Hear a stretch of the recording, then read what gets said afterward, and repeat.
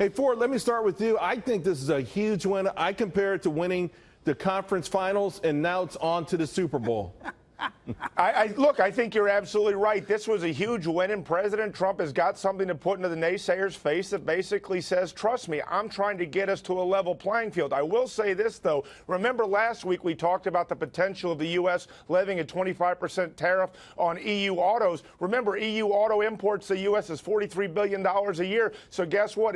Apparently Donald Trump understands how to play this game. And one better thing is occurring in here, besides just soybeans and possible changes to WTO, Charles, and that is that we're going to expand U.S. imports in the EU when it comes to liquefied gas and possibly oil as well, which is a direct slap in the face to Russia. So this is a win-win all around. Yeah, no doubt. This is certainly a shot across the bow to Russia with respect to influence in the region, and it's certainly a shot at China as we bulk up now with the EU on our side and take on that next big challenge. And I got to tell you, Rick, one of the things President Trump said today, he railed at his domestic critics because he said it was making his job harder. And I believe that's true. And I think she understands that, and everyone else that President Trump's negotiating with. When everyone in the media, when all the pundits, when all the experts keep saying he's going to fail, it does weaken his negotiating hand. Yeah, you guys are very easy to please. I didn't realize that. I mean, look, today was a ceasefire, and I'm glad we have a ceasefire. We have a ceasefire in the beginnings of a war we never should have been in the first place. But guys, come on. When was the last time you called a ceasefire a big win? We may get something good out of this. If you look at what they said in the agreement, they are agreeing to work on it. Awesome. Work away. I'm all for it. But to get crazy about it is, I don't get this. Yeah, well, Liz, I got to tell you, I'm more than crazy about it, and I think it's more than a ceasefire. And by the way, this is a trade war that has been going on for a very long time. It has been on a fair playing field. A lot of it goes back to antiquated policies and trade agreements. World Trade Organization is an extension of the General Agreement on Tariffs and Trades. We're talking about going back to 1948, and it doesn't work. It hasn't worked for Americans. I think, again, imagine we start sending them liquefied natural gas. By the way, the audience should understand, our liquefied natural gas exports went up 400% last year. We're talking about an amazing economic gold mine. It mitigates Russia's influence in the region. And now China knows if we're on the same page, it makes it easier for us to push China around. And I think that's been the ambition all along, is to get the EU in league with the United States, pushing back against China. And it's taken perhaps the threat of all these tariffs on EU manufacturers to really bring them to the table.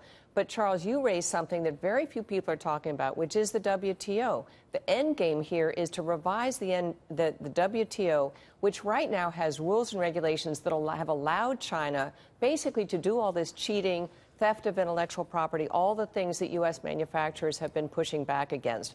We need the EU to help us reform the WTO. I think that's the end game. I think today was a major step forward on that. Where do you see it now going forward from here?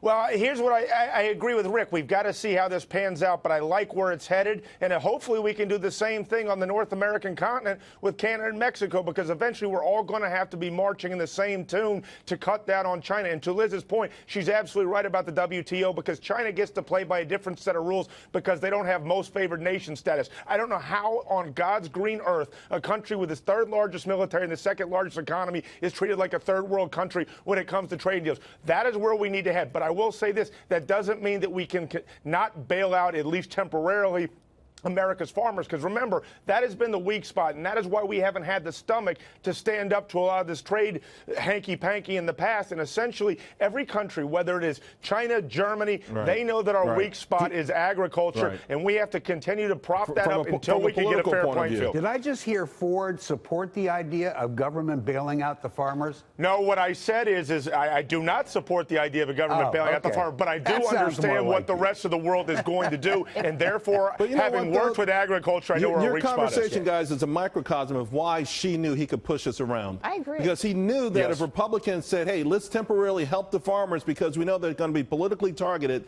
they would get this kind of, oh, you guys aren't free marketers, kind of that weird kind of bullying and the pseudo-psychology that others have fallen for. This is the different kind of fight, you know, and I said this earlier today. I was on Fox News. I said, you know, we are fighting a kind of fight where we're following a set of rules that nobody else is following, and if we wed ourselves to these rules, we're going to continue to lose, right? You know, can I just interrupt? Interestingly, the FT had a piece about how China thinks Trump has a great long strategy and that this is basically playing out exactly the way he wanted to.